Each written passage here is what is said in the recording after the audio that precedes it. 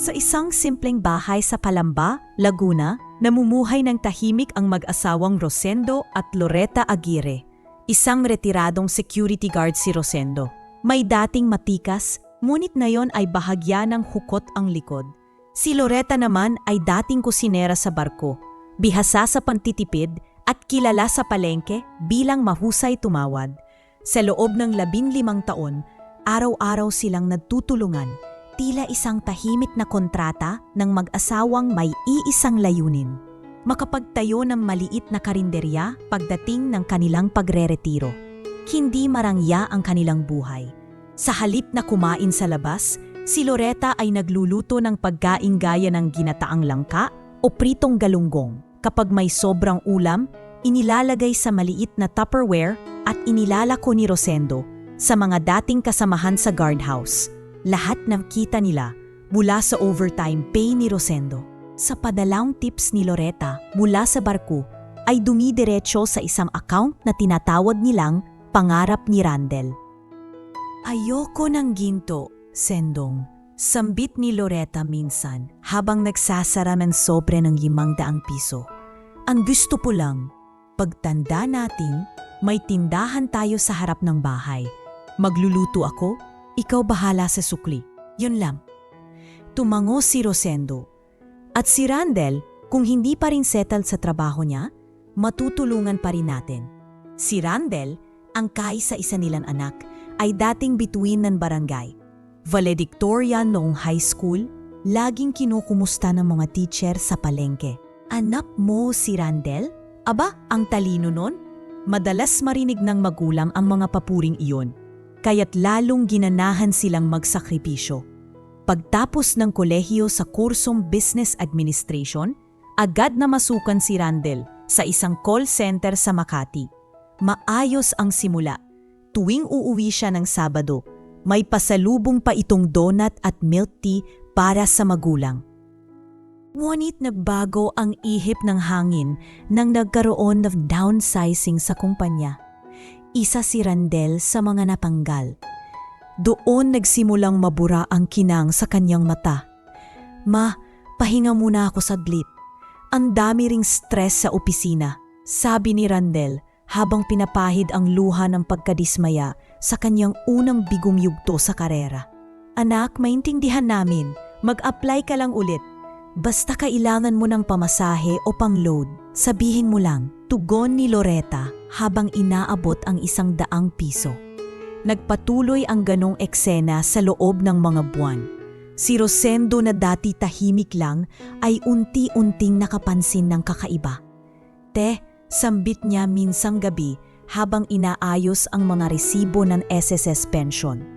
Parang ang laki ng ginagastos ni Randel, no? May bagong cellphone na naman.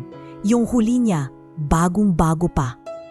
Hayaan mo na, baka napulot lang sa promo, baka second hand. Di ba masipag naman yan dati? Baka lang talagang naghahanap pa, tugon ni Loretta kahit may pag-aalinlangan na rin. Lumipas pa ang panahon. 1 taon na wala pa ring trabaho si Randel. Ngunit tuwing lalabas ito ng bahay, naka-designer shoes. May mga araw bang may kasamang babaeng mukhang taga Maynila, si Fess, at umuuwi ng madaling araw. Iho, kamusta naman yung mga ina-applyan mo? Tanong ni Rosendo minsan habang sabay silang nag-aalmusal ng tuyo at sinangag. Okay lang tay, nag-i-email pa naman ako araw-araw. May call na rin kahapon, sabot ni Randel habang nagmamadaling lumabas. May hawak na bagong wireless headset. Hindi na nagtanong pa si Rosendo. Ngunit sa loob niya may bumibigat. Ginugol niya ang buong lakas sa mga nakalipas na taon para itaguyod ang anak at ngayon parang nalalapit na sa wala ang lahat. Ngunit ang takop yang masira ang loob ni Randel ay mas matindi sa kanyang hinala. Samantala, si Loretta ay patuloy pa rin sa paglista ng mga pangarap para sa karinderya. Anong stove ang bibilhin, ilang mesa ang kasya sa terrace. At anong pangalan ng tindahan nila? Alam mo, Sendong, gusto ko yung pangalan nating dalawa sa karinderya. Kusina ni Lori at Sendong. Ang cute, no? Parang love story nating dalawa. Umumiti si Rosendo, pero sa ilalim ng kanyang ngiti ang hindi niya masambit na pangamba. Baka ang pinaghirapan nila ay unti-unting nawawala sa pagitan ng kanilang mga daliri at wala silang kaalam-alam. Hindi pa nila alam na ang paglalakbay ng kanilang anak ay hindi lang basta paghahanap ng trabaho. Ito ay pagkahulog sa isang munding hindi nila kailanman inakala. At doon magsisimula ang unti-unting pagkalugmok ng pamilyang akala nila'y buo na habang buhay. Sa isang internet cafe na puno ng sigawan at hiyawan ng mga kabataang naglalaro ng online games, nakaupo si Randel Aguirre sa dulong sulok, walang imik, ngunit matalim ang tingin sa screen ng kanyang laptop. Sa halip na laro, live online sabong ang nasa monitor. Mataas ang taya, mabilis ang tibok ng anyang dibdib, at nanginginig ang kamay habang hawak ang mouse. Tumaya ako ng 10 mil sa pulang manok, Tess. Pag nanalo ito, doble kita natin. Bulong niya sa ka-video call na si Tess Delmo, ang kanyang nobya na tila walang pakialam sa kung saan nanggagaling ang pera. Go lang love, ang swerte mo sa pula, di ba? Baka yan na ang pangkain natin sa Tagaytay bukas. Sagot ni Tess habang nakasandal sa kama, nag-aayos ng kuko. Pero baka kulangin na yung savings. Oy, sabat ng babae. Di ba sabi mong hiram lang? E di bayaran mo pag nagkatrabaho ka na. Tsaka, hindi ba't sayang lang naman na nakaimbak lang yung pera sa bangko? Hindi na umimik si Randel. Unti-unting kinagat ng sugal ang kanyang biwa.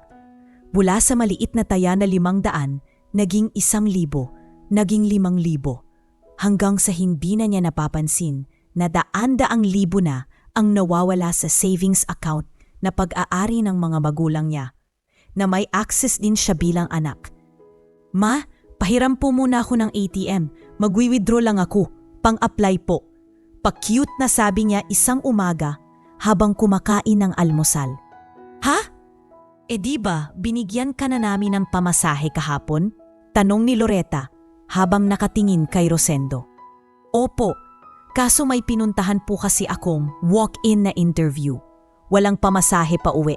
Di bale, isa sa uli ko rin po after. Mabilis na paliwanag ni Randel, sabay abot ng kamay. Walang kamalay-malay ang mag-asawa na ang iniingatang pera nila ng mahigit 1 dekada ay unti-unting kinakain ng walang konsensyang anak na pinagtitiwalaan nila. Makalipas ang ilang linggo, hindi na nagpapakita ng resibo si Randel. Hindi na rin nagkaka-interes sa mga job interviews. Mas lalong naging malayo ang loob at madalas ay hindi umuuwi ng 2 gabi. Kapag tinatanong, laging may alibay. Overnight lang po sa kaibigan. May tinutulungang thesis. Di bale, may result na ako sa trabaho next week. Sa totoo lang, madalas siyang nasa isang exclusive sabungan sa loob ng isang compound na pag-aari ni Simon Tuanyo. Ang negosyanteng kilalang may koneksyon sa underground betting sa buong Southern Luzon. Aba, ikaw talaga Randel?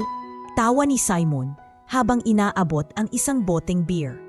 Laki ng taya mo ah, baka maubos pera ng magulang mo. Hindi Tito Simon, paikot-ikot lang to. Tsaka, I deserve it. Naghirap din naman ako dati, di ba? Yan ang gusto ko sa'yo, may lakas ng loob, sabay tapik sa balikat niya. At kung kailangan mo ng dagdag puhunan, sabihin mo lang. May mga kliyente akong nagpapalakan. Si Simon, bagamat mukhang alalay, ay bihasa sa pagdurog ng mga batang katulad ni Randel, pinapain sa mundo ng pera, sugal at mabilisang kita. At si Randel, na dating pangarap ng pamilya, ay naging isa na lamang pawn sa chessboard ng sabungan. Sa bahay, nagsimula nang mapansin ni Loretta ang hindi maipaliwanag na pagbabago. Sendong, mahinang sambit niya habang naglalampaso ng sahig. Ilang linggo na nating di nakikita si Randel lang maayos. Laging wala. Tapos parang laging puyat o lasing pag umuwi. Napansin ko rin, sagot ni Rosendo. tahimik ngunit nanlalamig. Tapos hindi na rin nag-uusap sa akin ni hindi na nagtatanong kung kumusta ka. Nasanay nang binibigyan. Hindi kaya, hindi na niya tinapos ang tanong. Ayaw nilang aminin sa isa't isa ang kinatatakutan na baka ginagamit ni Randel ang ipon nilang mag-asawa, ang mismong dahilan kung bakit sila nagtitiis, nagtitipid at halos hindi nag-aircon kahit summer. Isang hapon, umuwi si Randel na amoy alak. Halos di makalakad ng diretsyo. Nilapitan siya ni Loretta habang nagsusuklay ng buhok sa labas ng bahay. Anak, ayos ka lang ba? Ang aga mong laseng. Ma, tigilan niyo nga ako. Hindi ba't matanda na ako? Pwede ba? Huwag niyo kong pangunahan. Stress lang ako, okay? Napahiya si Loretta sa mga kapitbahay na nakarinig. Napatigil si Rosendo sa pagwawalis pero hindi na siya nagsalita. Sa loob ng bahay, tahimik ang hapunan. Wala nang kwento. Wala nang tanong. Wala na ring pangarap na naibabahagi. Ang dating batang sabik sa bisikleta na pinagsikapan ni Rosendo ipundar ay ngayoy isang aninong hindi na nila makilala. At sa bawat araw na lumilipas, bawat pagbukas ni Randel ng kanilang ATM card ay isang pangungulila ng dalawang magulang sa dating anak na pinangarap nilang pasayahin. Hindi pa nila alam, mas matindi pa ang susunod na mangyayari. Dahil ang pagtaya ni Randel ay hindi lang pera ang nakataya, kundi buo nilang tiwala at ang kinabukasan nilang itinaya sa pangalan ng kanilang anak. 8:00 ng umaga nang magtimpla ng kape si Loretta. Gaya ng nakasanayan, magaan ang sikat ng araw na bumabagsak sa lamesang kahoy sa kanilang maliit na kusina. Habang iniikot ang putsarita sa tasa, naalala niyang araw ng bayaran ng kuryente. Lumapit siya sa estante, kinuha ang lumang envelope kung saan nakalista ang kanilang buwanang gastusin at binuksan ang maliit na plastic folder kung saan nakalagay ang ATM ng ipon nila. Sandali lang, Sendong. Sambit niya habang papunta sa kwarto. Baka kailangan ko nang i-withdraw yung pambayad sa tubig at internet. Oo, sige. Tingnan mo na rin kung magkano na yung interest natin. Matagal-tagal na rin yun di natin nagalaw. Sagot ni Rosendo habang inaayos ang baitang ng hagdan. Habang nakapila sa ATM sa labas ng bangko, ramdam ni Loretta ang kaba. Hindi niya maipaliwanag pero tila may bumabagabag sa dibdib niya. Pagpasok niya ng card at paglagay ng PIN, tumambad sa kanya ang balanse, 7,482 pesos. Napahawak siya sa dibdib. Nanlalamig ang palad, tila hindi makapaniwala. Pumikit siya, tinapik ang machine at sinubukang muli. 7,482 pesos. Hindi pwede ito, bulong niya. Mabilis lumapit sa bangkero at humiling ng statement. Nang ibigay ang papel, isa-isa niyang binasa ang mga transaksyon. Araw-araw, linggo-linggo withdrawal. Libo-libo. May ilang beses pa na 8 taong ang isang bagsak. Habang binabasa niya ang papel, parang dinudurog ang puso niya. Hawak-hawak ang dokumento. Umuwi siya nang hindi nagsasalita. Pagpasok sa bahay, pinaupo niya si Rosendo sa sala. Sendong, ubos na ang ipon natin. Anong ibig mo sabihin? Tanong ni Rosendo, agad lumapit. Wala nang laman yung bangko. Lahat kinuha na. Tignan mo to. Inabot niya ang statement. Tumahimik si Rosendo. Parang binuhusan ng malamig na tubig. Sa bawat transaction, may date, may oras, at lahat ay hindi nila ginawa. Si Randel, mahinang bulong ni Loretta. Siya lang naman ang may access bukod sa atin. Hindi sumagot si Rosendo. Tumayo ito, nagpalit ng damit, at halos di mapigilan ang galit. Alam ko na kung saan siya madalas naglalagi. Kinahapunan, dumiretso si Rosendo sa isang kilalang sabungan sa labas ng bayan. May mga nakapark na SUV, motor, at ilang lalaking may hawak na sigarilyo sa labas. Paglapit niya sa gate, sumilip siya sa loob.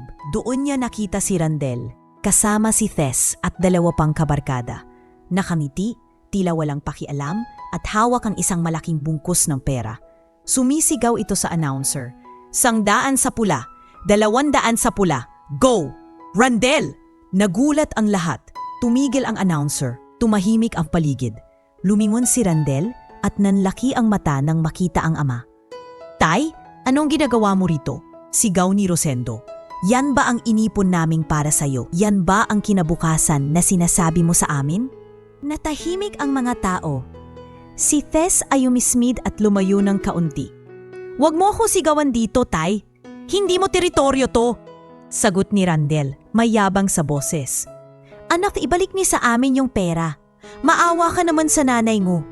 Halos 15 taon naming pinipid ang sarili namin para sa kinabukasan mo. Pakiusap ni Rosendo. Ngunit imbes na matauhan, lalo pang nag-inip ang ulo ni Randel. Kinabukasan ko rin na dan yun ah. Hindi ba't ako rin ang gagamit niyan? Ako rin ang magtatayo niyan. Eh di ako na ang gumamit, ako rin naman kikita. Hindi mo naiintindihan anak. Hindi mo rin ako naiintindihan tay. Pagod na ko sa kakasunod sa plano nyo. Baka mas alam ko pa ang gagawin sa perang yan kaysa sa pagbubukas ng karinderya sa baryo. Hindi ganyan ang pagpapalaki namin sa'yo. E di sana hindi nyo na lang ako pinalaki kung kontrolado yun rin pala ako habang buhay. Sigaw ni Randel. Napahawak sa dibdib si Rosendo, nanginginig sa galit at sakit. Sa likod niya, may ilang nakikisilip na mga tao. Tumakbo na si Tess sa gilid at sabing, Randel, tara na. Nakakahiya dito. Huwag mo na yang patulan. Hindi na lumingon si Randel. Imalis siya kasama si Tess. Bit-bip ang perang galing sa bulsa ng sarili niyang magulang. Perang pinaghirapan, pinangarap at iningatan. Pag-uwi ni Rosendo, nadatnan niyang nakaupo sa lamesa si Loretta, tangan ang rosaryo. Hindi niya masabing wala na ang anak nila sa bahay. Hindi niya maikwento ang eksenang nakita niya. Pero paglapit niya sa kanyang asawa, umupo siya sa tabi nito, huminga ng malalim at mahina niyang binitawan. Wala na siya te, hindi na natin siya kilala. Napaluha si Loretta. Ang dating tahanan na puno ng pangarap ay ngayon ay tinamaan ng isang bagyong hindi nila inakalang manggagaling sa loob mismo ng kanilang puso, sa sarili nilang anak. Mula sa kwarto ni Randel, may natirang ilang sapatos, isang lumang relo at isang empty envelope na dati pinagtataguan nila ng pangarap. Walang sumunod na ingay sa bahay ng mag-asawa. Wala ring naiwan na paumanhin o paliwanag mula sa anak. Ang tanging naiwan ay ang bigat sa dibdib at ang tanong na mahirap sagutin. Paano mo ipaglalaban ng isang taong ikaw mismo ang bumuo pero siya rin ang unang sumira sa'yo? Makalipas ang ilang araw mula nang iwanan ni Randel ang tahanan ng kanyang mga magulang, tahimik lamang si Rosendo. Hindi sumigaw, hindi nagwala, at lalong hindi nadhabol. Ngunit sa ilalim ng kanyang pikom na bibig ay may sumisibol na isang bagay, isang uri ng galit na hindi sumisigaw kundi humuhubog ng matibay na panata. Hindi na ito mauulit. At higit pa roon, isang desisyong hindi nahabulin ang anak na minsan nilang ipinaglaban, kundi itayo muli ang sariling dangal kahit pa ang puso ay wasak. Sa halip na ikulong ang sarili sa pagdadalamhati, muling kinuha ni Rosendo ang kanyang lumang kwaderno. Ito ang dating ginagamit niya noong siya'y nagsisimula pa lang bilang gwardiya. Lista ng mga gastos, plano at mga ideya. Binuksan niya ito at sa unang pahina, isinulat niya, magsisimula ulit pero hindi na para sa kanya. Para na sa amin. Te, sambit niya kinaumagahan habang nagsasalin ng kape sa tasa ni Loretta. Ibenta na natin yung motor ko, yung XRM na kulay puti. Baka may kumuha ng 50,000. Ha? Eh yun na lang natira mong gamit, tugon ni Loretta. Halatang nagugulat. Mas mahalaga na makapagsimula tayo uli. Pwede na tayong magsimula kahit maliit. Yung karinderyang pinapangarap mo. Di ba? Baka hindi na tulad ng inaasam nating dati, pero sapat para muling mabuo ang tiwala natin sa sarili natin. Hindi agad sumagot si Loretta, pero habang pinagmamasdan niya ang mukha ng asawa, kulubot ngunit matatag, tahimik ngunit buo, napalumok siya at tumango. Sige, kung iyan ang gusto mo, sasamahan kita. Habang si Rosendo ay abala sa pagbebenta ng kanyang motor at pag-iikot sa mga supplier ng lamesa at lutuan. Si Loretta naman ay muling humakbang palabas ng bahay, hindi para hanapin ang anak, kundi para magtrabaho muli.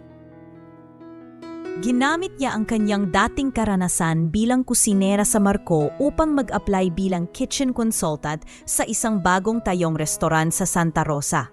At bagamat hindi na siya kasing bilis ng dati, pinahanga niya ang mga may-ari sa linis ng sistema niyang ibinahagi.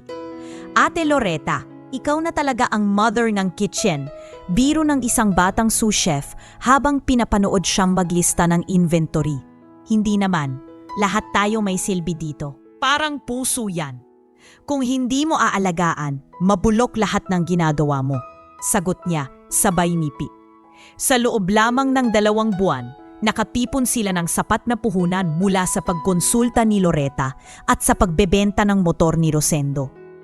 Naghahanap sila ng lugar na mura ang renta, ngunit may magandang daloy ng tao. Sa tulong ng isang matagal ng kaibigan ni Rosendo na barangay kapitan sa Liliw, Laguna, nakakuha sila ng pwesto sa tabi ng palengke. Isang dating abandonadong sari-sari store ang pinaupa sa kanila sa halagang 2,000 kada buwan. Maalikabok, may sira ang bubong at walang kuryente. Pero sa mata ni Rosendo at Loretta, ito na ang panibagong simula. Ano sa tingin mo, te? Pwede na bang kusina ni Lori at Sendong ito? Biro ni Rosendo, habang nililinis ang sahig gamit ang bunot. Napaniti si Loretta, sabay hagod sa kanyang likod.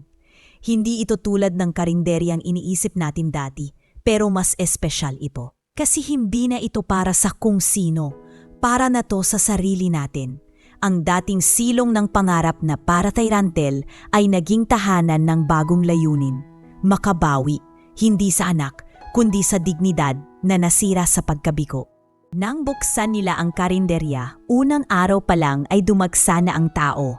Ang adobong manok ni Loretta ay tinangkilik ng mga estudyante at driver. Ang pakpak ng manok sa kare-kare ay binabalik-balikan.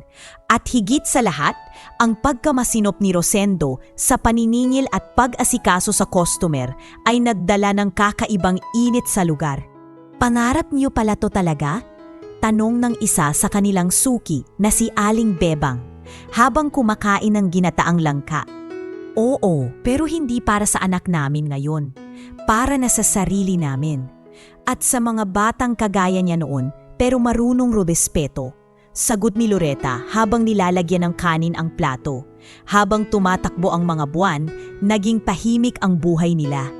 Hindi na sila nag-uusap tungkol kay Randel. Wala na ring tanong kung nasaan ito o kung babalik pa ba. Ang mga gabi ay mas tahimik, ang mga umaga ay mas may kabuluhan. Sa bawat kutsarang kanin at bawat barya sa kaha, may kasamang katitin na paghilom. Ngunit sa ilalim ng katahimikan, may isang bagay silang pinanghahawakan. Hindi lahat ng pagmamahal ay kailangang ibalik para masabing totoo. Minsan, sapat na ang tinuruan ka nitong tumayo ulit.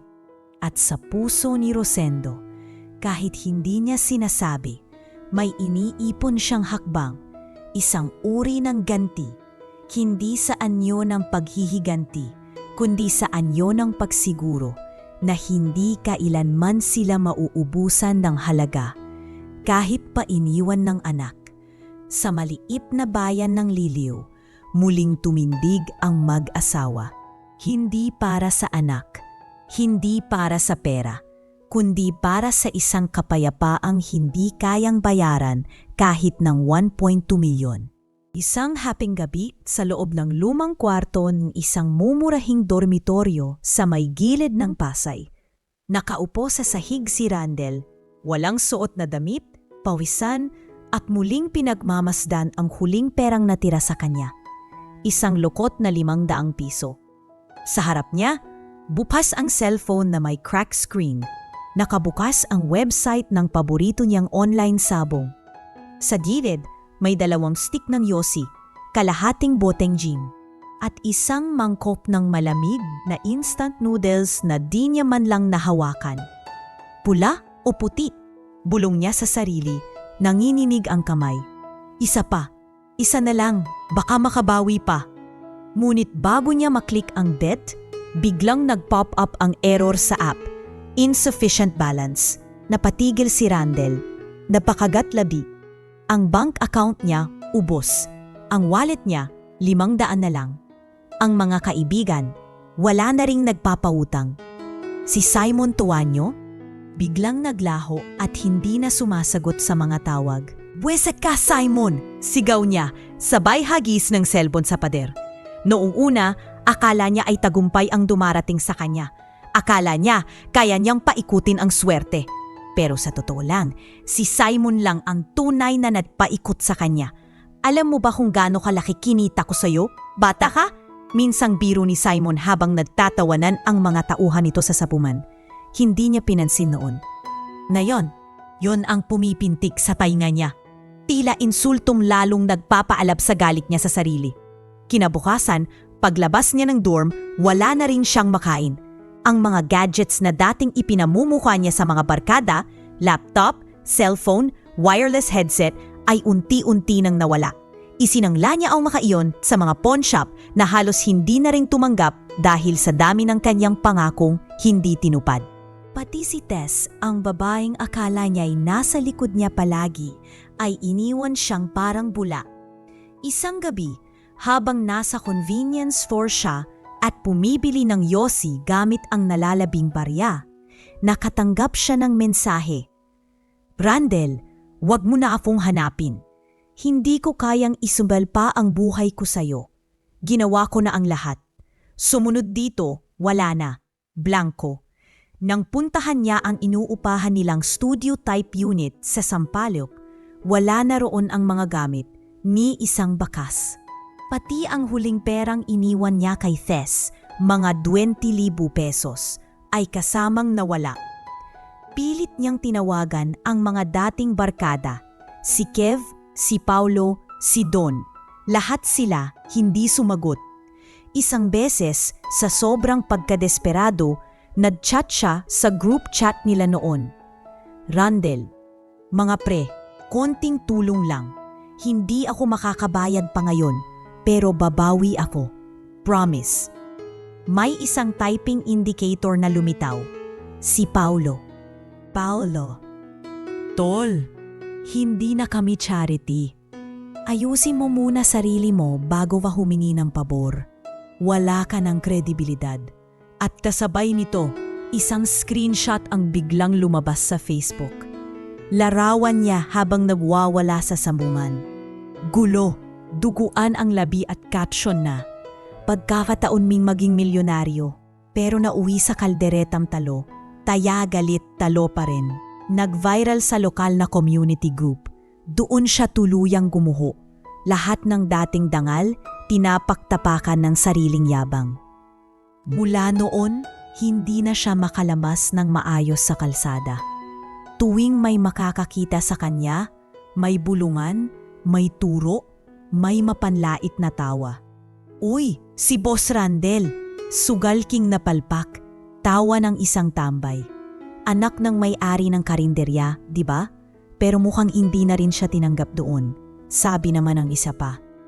Dahil wala na siyang matirhan, napilitang matulog si Randel sa waiting shed sa tapat ng dating school na pinasukan niya. Doon tuwing madaling araw, gumigising siya sa ingay ng jeep, sa ingay ng umaga, pero hindi para magtrabaho, para humanap ng tira-tira. Sa isang karinderya sa likod ng palengke, pinapayagan siyang kumain ng mga natirang kaning baboy kapalit ng pagwalis. "Huwag ka nang maarte ha, Randel. Kaning baboy din yan galing sa mga estudyante. Kainin mo na lang," sabi ni Aling Baby, ang may-ari. "Salamat po kahit papaano," tugon niya habang tinatakpan ang hiya sa sarili. Isang araw, sa tapat ng isang ukay-ukay, may nag-abot sa kanya ng supot na may laman na DVDs. Lumang action movies. Pare, ibenta mo yan. Piso isa, baka makaipon ka man lang pambigas. At doon nagsimula ang bagong araw-araw ni Randel. Naglalakad sa kalsada, may dalang plastic na may pirated DVDs. Sumisigaw ng DVD, piso lang, bagong labas, ngunit walang bumibili. Ang mundo ay hindi na kagaya ng dati. Wala nang tiwala, wala nang respeto. Isang gabi, sa ilalim ng waiting shed, habang umuulan at walang bumibili sa kanyang paninda, nilabas niya ang lumang larawan sa pitaka. Larawan nilang tatlo.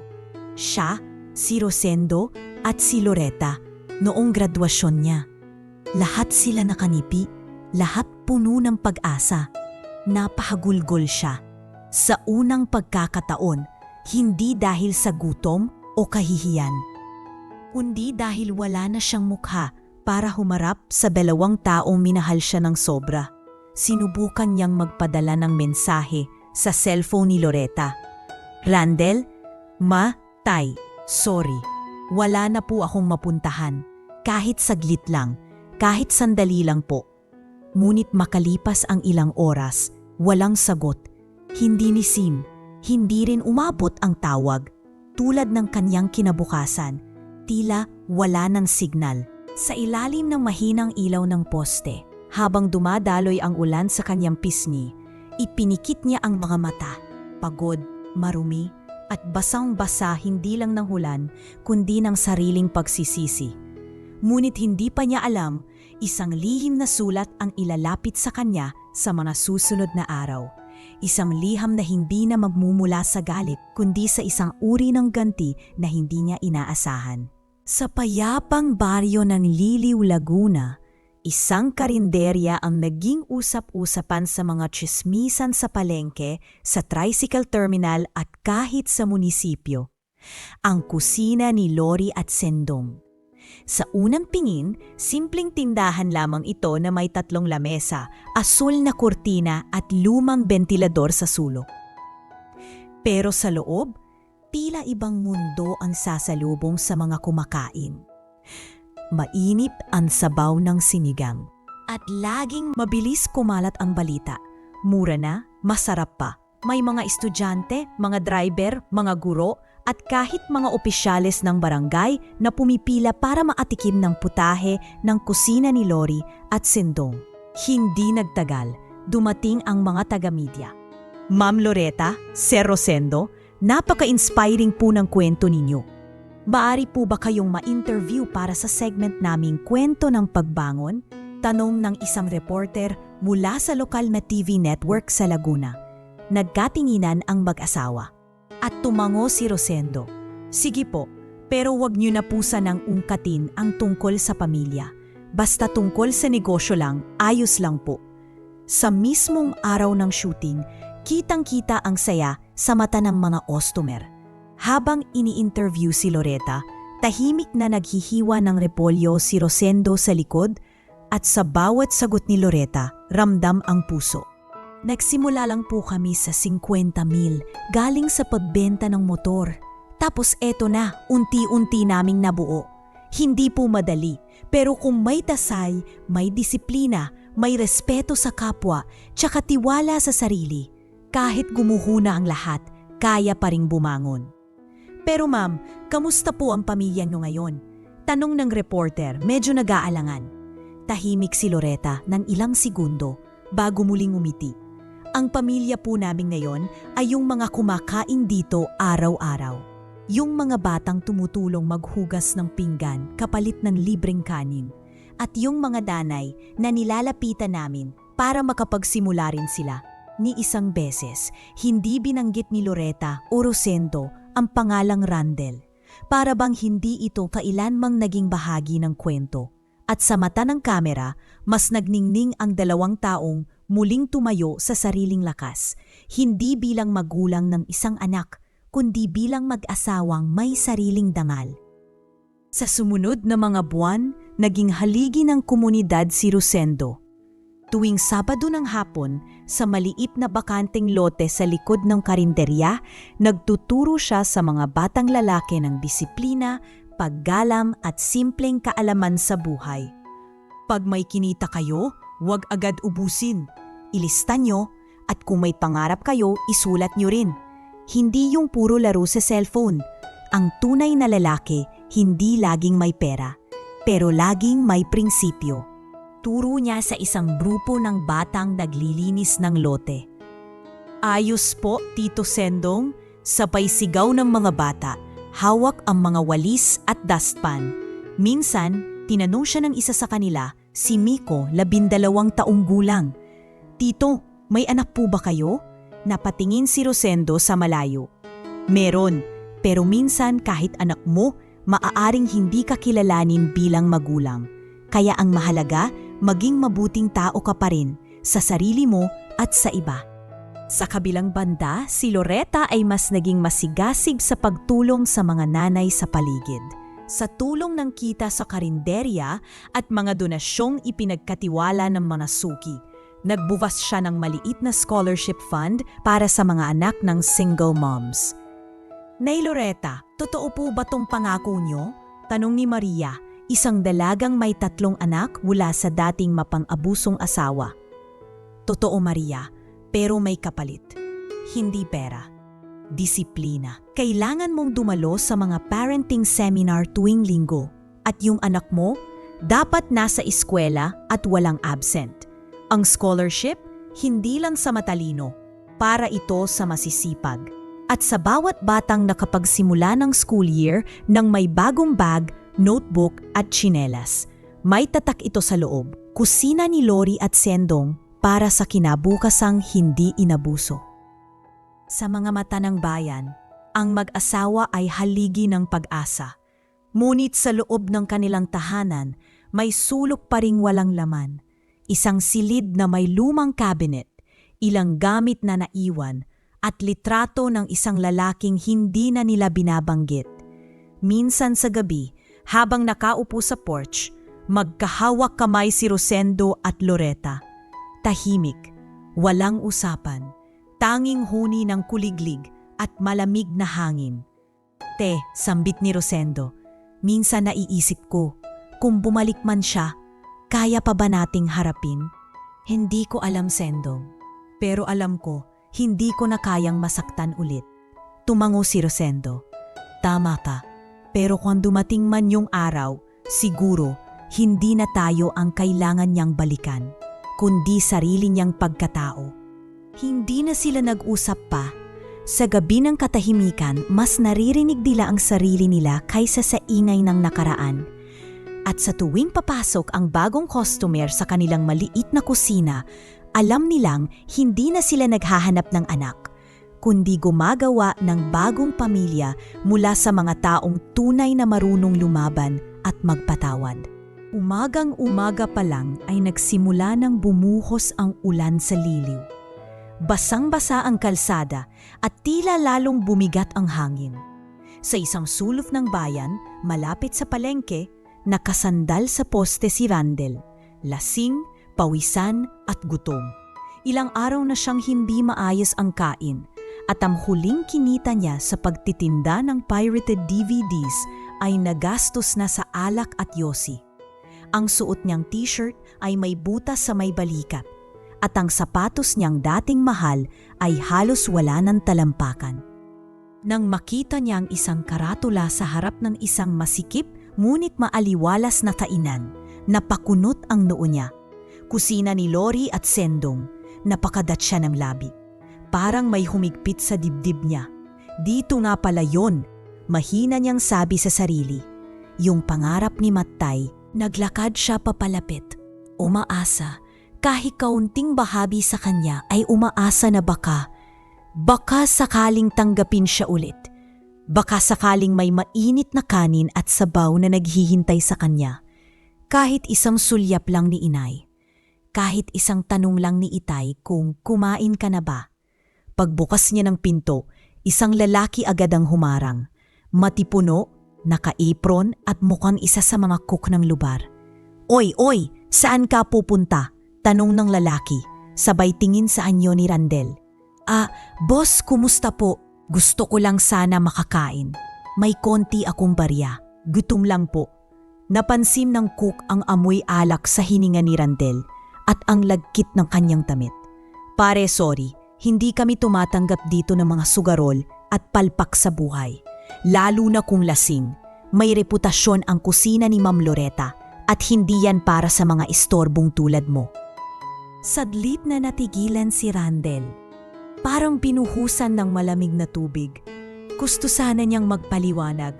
Gusto sana niyang sumigaw. Anak ako ni na Rosendo at Loretta. Pero anong karapatan pa ba ang natitira sa kanya?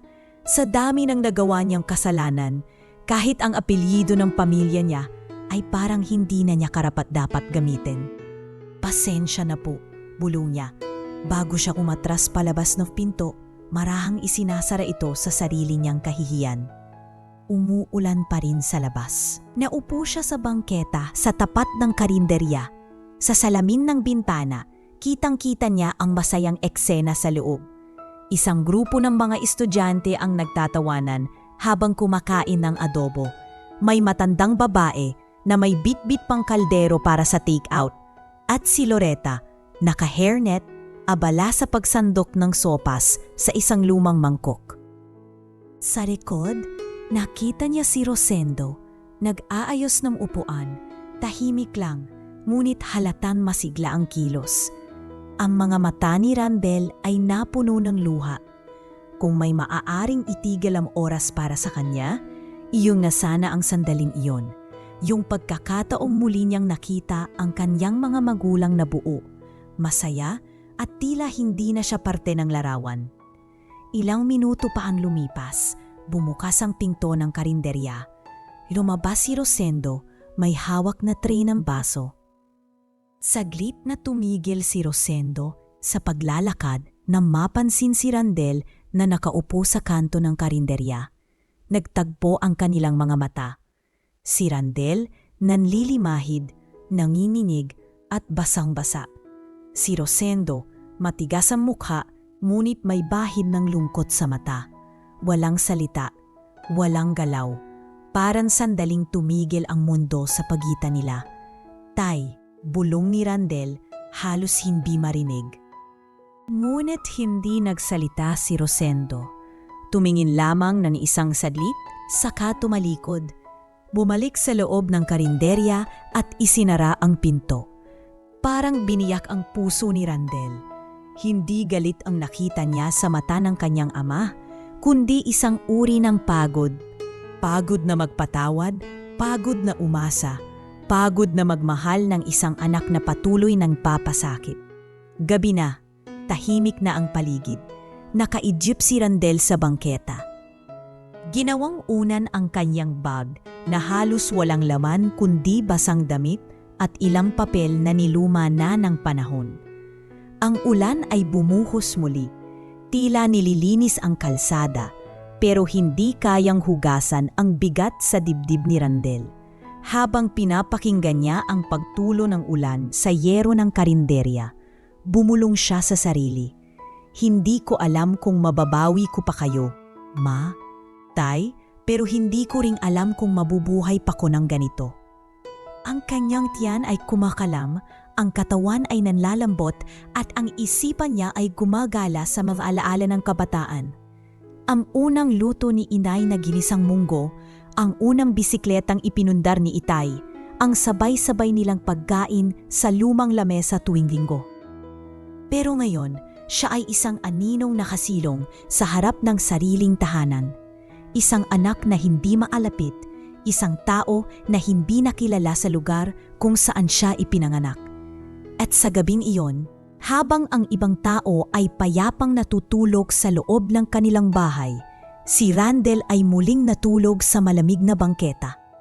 Hindi lang gutom ang kanyang bitbit, kundi ang mainit ang araw ngunit malamig ang pakiramdam ni Randel habang nakaupo sa ilalim ng waiting shed.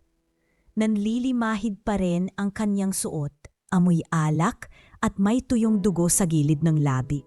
Galing sa suntok na inabot niya mula sa isang katransaksyon na hindi niya nabayaran. Nangingitim ang isa niyang mata at masakit ang balikat na tila may bali. Pero higit sa lahat, ang pinakamasakit ay ang tahimik na pagkakalimot ng buong mundo sa kanya. "Boss, DVD, piso lang." Mahina niyang alok sa isang dumaan, ngunit walang pumansin. May ilang tumingin sa kanya na para bang basura sa kalsada. Maya-maya, isang lalaking nakaitim na polo shirt at maayos ang tabas ng buhok ang lumapit sa kanya. May bitbit itong envelope at mukhang seryoso ang mukha. "Excuse me? Ikaw ba si Randel Aguirre?" Tanong ng lalaki. Napakunot ang noo ni Randel. "Sino ka?" "Pinapunta ako ni Ma'am Loretta," sagot ng lalaki. May ipinapabigay siya. Pagkarinig ng pangalang iyon, napamulagat si Randel. Hindi niya akalain na maririnig pa niya muli ang pangalan ng ina. Dahan-dahan niyang kinuha ang iniaabot na sobre. Medyo mabigat ito. Sa loob ay may isang nakatiklop na liham, isang Xerox copy ng bank certificate, at isang simpleng flyer na tila advertisement ng isang rehab center. Binuksan niya ang liham. Maayos ang sulat. Kilalang-kilala niya ang pagsulat ni Loretta, malinis, pantay, at may pag-aalagang halata sa bawat letra. "Anak, ito na siguro ang huling bagay na matatanggap mo mula sa amin. Hindi dahil galit kami, kundi dahil tapos na ang panahon ng habulan. Ilang ulit naming tinanong ang sarili namin kung may kulang ba sa pagpapalaki namin sa'yo, kung may hindi ba kami naibigay, o kung saan kami nagkulang. Pero sa huli, ang buhay mo ay desisyon mo. Kaya ito ang huling regalo naming magulang, ang pagkakataong pumili. Naranasan mo na ang buhay na wala kami.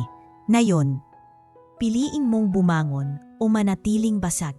Kalakip ng liham na ito ang 10,000 piso. Hindi para ipangsugal, hindi para isugal muli ang buhay mo. Ito ay para sa pamasahe, pagkain, at unang hakbang. Kung gugustuhin mong magbago, narito ang address ng isang rehabilitation center sa Tagaytay. Doon ka tatanggapin, hindi dahil anak ka namin, kundi dahil may koneksyon kami roon at pinakiusapan naming bigyan ka ng pagkakataon. Isa lang, hindi mo kailangang bumalik sa amin. Hindi mo kailangang humingi ng tawad, pero gusto naming mabuhay ka. Gusto naming makita mong kaya mo pa ring magbago. Ito ang huling sandali na ipaglalaban ka namin. Mula rito, ikaw na ang lalaban para sa sarili mo. Inay, napahawak sa mukha si Randel. Hindi niya napigilang mapahabulgol. Walang pakialam sa mga taong dumadaan sa kalsada. Umiiyak siya sa gitna ng araw, habang yakap-yakap ang sulat na para bang iyon na lang ang natitirang sinad ng pag-asa sa anyang mundo. "Bakit ngayon pa?" bulong niya. "Bakit ngayon pa kung kailan basag na ako?" Tiningnan niya ang bank certificate, isang dating savings account na binuksan sa pangalan niya noong siya'y 3 taong gulang pa lang. Wala na itong laman, puro withdrawal ang nakasulat. At sa ibaba ng pahina, isang maliit na note na isinulat sa ballpen. "Ito sana ang pambayad sa kolehiyo mo. Pero mas pinili mong sugalan. Wala na itong laman, pero baka may natira pa sa'yo." Sumulyap siya sa flyer ng rehab center. Malinis ang layout. May nakasulat na tahanan ng pagbabago. Hindi ka namin huhusgahan. Basta gusto mong bumangon, kami ang unang tutulong. May hotline, may address. Tumayo si Randel, nanginginig ang kamay habang hawak ang sobre. Nabuhayan siya ng kaunti. Baka ito na ang huling pagkakataon. Ngunit habang binubulsa niya ang sobre, naramdaman niyang parang may bumubulong sa likod ng isip niya. "Panakyat mo muna to. Baka pwedeng palaguin. Magdobol. Kung tataya ka lang ng 5,000, may natira ka pa. Pag nanalo ka, may pondo ka pang pang-rehab."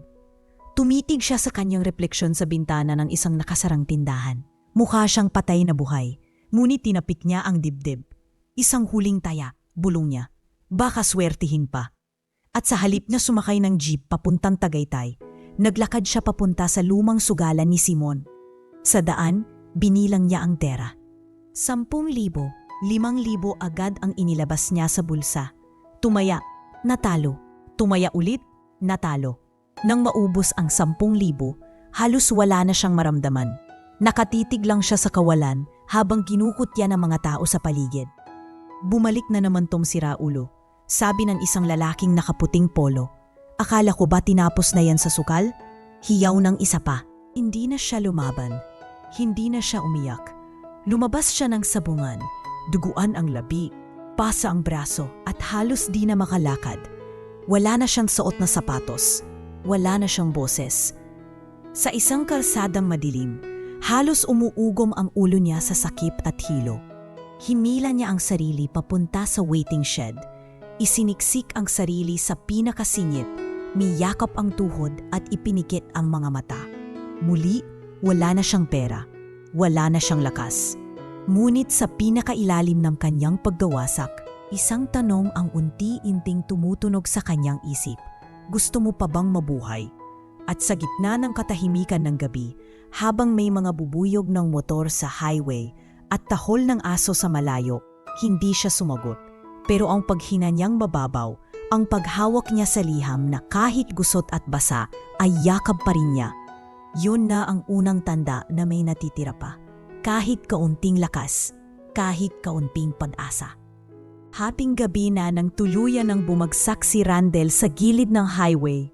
Suot ang punit-punit na t-shirt at maong na basang-basa ng ulan. Ang mamasugat niya sa paa ay nanginipim na at ang bawat hakbang ay para bang may matatalas na bubog sa ilalim ng balat. Nangangatog ang kanyang tuhod, nanginginig ang buong katawan sa ginaw at sa init ng lagnat na hindi na niya mabilang kung ilang araw nang sumisiklab sa kanya. Ngunit sa kanyang kanang kamay, mahigpit pa rin niyang hawak ang gusot at bahagyang basa ng flyer. Tahanan ng pagbabago, rehabilitation center para sa mga nawawala sa landas. Sa likod ng flyer, bilog na bilog ang sulat ni Loretta, naka-ballpen, laban kung gusto mong mabuhay. Kaumping lakad na lang Randel, konti na lang. Bulong niya sa sarili habang kinakalagkad ang mga paa, paakyat sa matarik na daan ng Tagaytay kung saan naroon ang address. May umuugong na tricycle sa kalsada. Kumaway siya. Halos di na makita ng driver sa dilim, pero sa awa ng tadhana, huminto ito. "Boss, saan ka pupunta?" Tanong ng driver. May halong pag-aalangan habang sinusulyapan ang itsura niya. "Rehab, yung nasa flyer, dito sa Tagaytay Heights," hingal ni Randel. "Yung tahanan ng pagbabago?" Tanong ng driver. Tumango siya. "Oo, doon." Hindi na siya pinakialaman ng driver. Tahimik na sumakay si Randel sa likod. At sa bawat paghakyat ng tricycle sa matarik na daan, tila sumisigaw ang lahat ng sakit ng katawan niya. Pati ang hiya at takot na baka abutan siyang muli ng pagkapalo. Pagkarating sa gate ng pasilidad, binuksan siya ng isang babaeng naka-uniforme. Matarik ang tingin nito. "Name?" Tanong ng babae. "Randel Aguirre," sagot niya, halos pabulong. "From Loretta Aguirre?" Tumango siya. "Kanina ka pa hinihintay. Halika na sa loob. Huwag kang mahuhulog dito. Madulas ang semento." Tumango lang si Randel, pero nang hihina na ang tuhod niya. Hindi na niya nakayanan pa. Bigla siyang napaluhod at tuluyang bumagsak sa putikan. Nawalan ng malay. Pagmulat niya, nasa isang malinis na kwarto na siya. May kama, may electric fan, may puting ilaw, at sa paanan na kama, may isang lalaki na nakaupo at nakangiti sa kanya. "Gising ka na." "Buti naman," sabi ng lalaki. "Ako nga pala si RJ. Isa ako sa mga tagapangalaga rito. Dating pasaway din. Pero ayan, buhay pa rin." Buhay na buhay. Hindi agad nakasagot si Randel. Tinitigan niya lang ang lalaki. Magaan ang aura ni RJ at may mga bakas ng pinagdaanan sa kanyang mga mata. Hindi masakit kundi matatag. "Alam mo, hindi ko nabibilangin kung ilan na ang tulad mo ang dumaan dito. May dumating na puro yabang pa rin. May dumating na parang ikaw, wala ng lakas, pero may bitbit pa ring isang hibla ng pag-asa." Huminga ng malalim si Randel. Bakit niyo ako tinanggap? Akala ko hindi na po karapat-dapat. Sating. Dahil kahit anong basad ng baso, pwede pa rin yang maging lagayan ng liwanag. Ikaw na lang ang pipili kung gusto mong magpaayos o gusto mo lang mabulok sa lalagyan. Doon nagsimula ang kanyang panibagong laban. Walang yosi, walang alak, walang sugal. Sa unang linggo, nagwala si Randel. Nagsuka, nilagnat ulit, hindi makatulog. Pinipigilan siyang lumabas. May bantay sa bawat sulok. Naramdaman niya na para siyang bilanggo. Pero habang tumatagal, naiintindihan niyang yun ang presyong kailangang bayaran ng mga tulad niyang gustong bumangon mula sa pagkalugmok. Ayaw ko na RJ, sabi niya minsang gabi habang nakaupo sa isang bench sa likod ng pasilidad. Hindi ko yata kayang mabuhay nang walang lasing, sugal o kahit ingay man lang. Kung gusto mong umalis, nasa gate lang yan, tugon ni RJ. Pero bago nga tumakbo palabas, isipin mong wala ka ng tatakbuhan kundi multo ng sarili mong kasalanan. Napayoko si Randel. Hindi siya umalis. Pagkaraan ng 3 buwan, pinayagan siyang magtanim sa maliit na garden ng center. Tinuruan siyang magtimpla ng kape para sa mga bagong pasyente. Doon niya natutunang muli ang simpleng galak ng serbisyong walang kapalit. Isang araw, habang nagwawari sa bakuran, nilapitan siya ni RJ. May mga bago tayong pasok bukas. Gusto mo bang ikaw ang unang kumausap? Ha? Gulat niyang tanong. Ako? Bakit? Mas kilala mo ang dilim kesa sa amin. Mas alam mo kung saan nagsisimula ang takot at saan nagtatago ang pag-asa. Hindi siya agad nakasagot. Pero sa gabing iyon, habang naahiga sa kama niya, pinakawalan niya ang isang mahinang tawa. Ang unang tawa sa loob ng halos 2 taon. Tahimik, banayad, pero totoo. Sa sumunod na buwan, naging katuwang na siya ni RJ sa ilang session. Nagsimula siya bilang tagapakinig hanggang siya na mismo ang nagsimulang magbahagi ng kwento. Alam niyo, dati, may pagkakataong humiga ako sa bangketa at iniisip kong tapusin na lang ang lahat. Pero may isang liham, isang linya na hindi ko malilimutan. Sabi niya minsan sa grupo ng bagong dating, naranasan mo na ang buhay na wala kami, ngayon piliin mong bumangon o manatiling basag. Tahimik ang buong kwarto. Isa-isang napayuko ang mga kasama. At si Randel, sa gitna nila, ay hindi na ang basad na anak. Siya na ngayon ay taong unti-unti nang natututo kung paano muling maging buo. At sa puso niya, may isang tanatang paulit-ulit niyang sinasabi sa sarili tuwing gabi.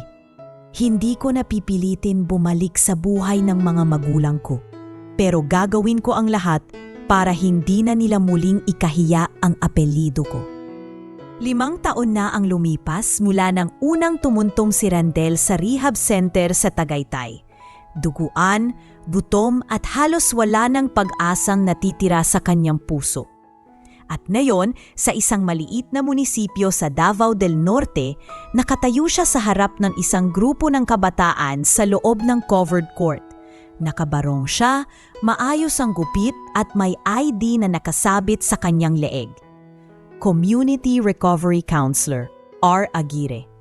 Hindi ako magpapanggap na hindi ako nagkamali. Ani Randel habang nakatayo sa entablado, kaharap ang mga binatilyam halos kaedad niya noong nagsimula siyang mahulog sa sugal at bisyo. Hindi ko rin sasabihin na madaling bumangon. Pero kung nandito kayo ngayon at nakikinig, ibig sabihin ay may natitira pa kayong pagkakataon. Huwag niyo sayangin tulad ng sinayang ko noon. Tahimik ang mga bata. Ang iba'y nakayuko, ang iba'y nakatitid sa kanya na para bang nakikita ang sarili nila sa lalaking nagsasalita. Alam niyo, dumating ako sa punto na hindi ko na makain ang sarili kong hiya. Natulog ako sa bangketa, kinain ang pira ng mga hindi ko kakilala. At ang mas masakit, Tinalikuran ako ng mga taong buong buhay akong inalalayan. Dagdag niya habang bahagyang namumuo ang luha sa kanyang mga mata. Pero kahit doon sa pinakailalim ng lahat, may isa pa ring tinig na bumubulong sa akin.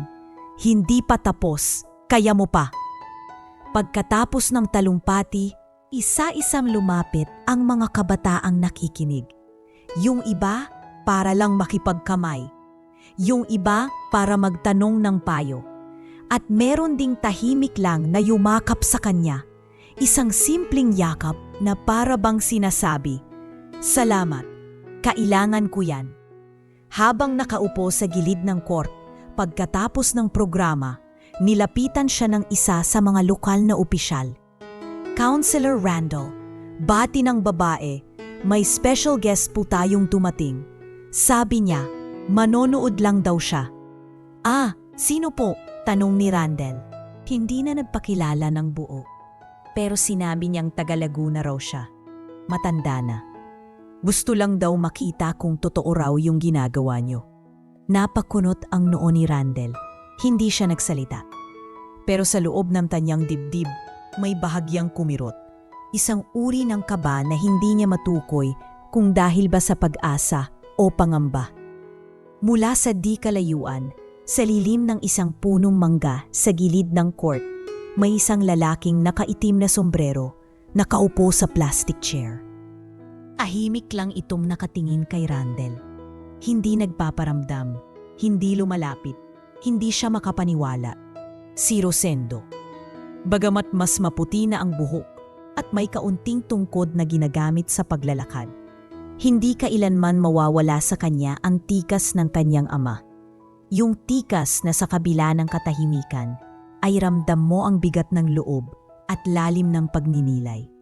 Hindi niya alam kung lalapitan ba niya o hahayaan na lang itong umalis na parang anino. Tumayo siya mula sa kanyang upuan. Huminga ng malalim. Tumitig sa direksyon ni Rosendo.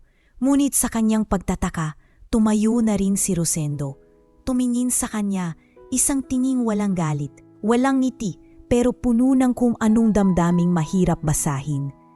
Pagkatapos, dahan-dahang tumalikod at nagsimula maglakad palayo. "Tay," bulong ni Randall, ngunit hindi siya sumigaw, hindi siya tumakbo. Sa halip, nanatili siyang nakatayo. Tinanggap ang distansyang iyon, hindi bilang pagtanggi, kundi bilang paalala na may mga sugat na hindi agad humihilom sa yakap, kundi sa oras. Sa gabing iyon, habang mag-isa sa kanyang maliit na opisina sa loob ng barangay hall, binuksan niya muli ang isang lumang folder. Sa loob nito ay nandoon pa rin ang liham ni Loretta, yung liham na nagligtas sa kanya, na nagbigay sa kanya ng huling pagkakataon. Binasa niya muli ang linya na hindi niya makalimutan. "Naranasan mo na ang buhay na wala kami. Ngayon piliin mong bumangon o manatiling basag. Ma, hindi ko alam kung mapapatawad niyo pa ako. Pero kung hindi man, okay lang. Dahil kahit hindi ko na muli makamit ang pamilya natin, gagamitin ko naman ang buhay kong natira para bumawi sa mundo." Mahina niyang bulong habang pinapahid ang luhang tumulo sa papel. Ilang linggo pa ang lumipas. Marami pang seminar ang isinagawa ni Randall. Isa siya sa pinakakilalang community counselor sa kanilang probinsya. Hindi dahil sa credentials, kundi dahil sa katotohanan dala ng kanyang kwento. Alam ng lahat, siya ang bumangon mula sa pinakamababa. At yayon, siya ang nagpapasan ng mga tulad niyang muntik ng malunod sa bilim. Sa isang panayam sa radyo, tinanong siya ng host, "Sir Randall, kung may mensahe ka sa mga taong nawala ng direksyon sa buhay, ano ito?" Mumiti siya. Umango at marahan niyang sinabi, "Minsan ang ganti ay hindi paghihiganti, kundi pagtuturo kung paano bumangon." Tahimik ang studio, wala nang kailangang idagdag, sapagkat ang kwento niya ay hindi na tungkol sa kasalanan, hindi na tungkol sa pagbagsak, kundi sa katatagan ng pusong handang humingi ng tawad kahit walang kasiguraduhang mapapatawad. Sa pagbangon, kahit hindi sigurado kung may susundo. At sa watas, si Randel, ang dating anak na nilamon ng kasalanan, ay naging taong ginugol ang bawat hininga upang huwag nang may isa pang mapariwara gaya niya.